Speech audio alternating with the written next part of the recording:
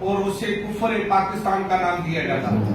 اگر کوئی سندھی بلوچ یا اردو بولنے والا یہ کام کرتا تو اس کو غدار کہا جاتا.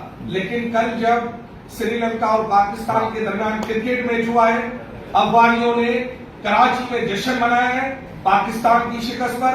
افغانیوں نے پاکستانیوں کو یرغمال بنایا ہے. ویڈیو آئی ہے جس میں چھری کے زور پر ایک پاکستانی کو ننگا کیا گیا ہے اور اسے زبردستی کہا گیا ہے کہ آپ پاکستان مرد آباد کے نعرے لگاؤ، افغانستان زندہ باد کے نعرے لگاؤ.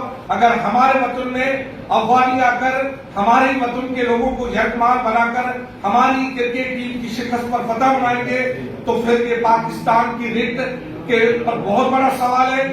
لہذا میں ایز اے پاکستانی شہری اور آپ کے وزیر اطلاعات سندھ کی حیثیت میں پورے صحافیوں کی نمائندگی کر رہا ہوں.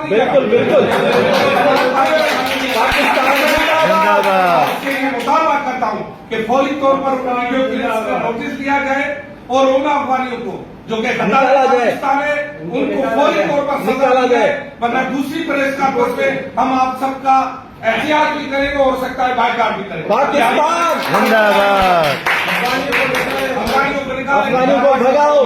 رپورٹ کریں کہ کوئی بھی شخص جو پاکستان کے خلاف، پاکستان کی سالمیت کے خلاف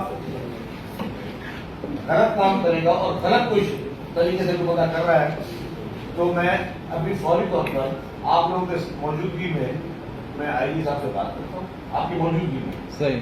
اور یہ کمپلین لاگ سے والا مجھے جرنلسٹ کمپلین آئی ہے کہ خالی جرنل کمپلین نہیں کیا ہے، پاکستانی کمپلین ہونی چاہیے. کوئی شخص اس طرح کا حرکت کر رہا ہے اس کو سخت سزا. Thank you sir.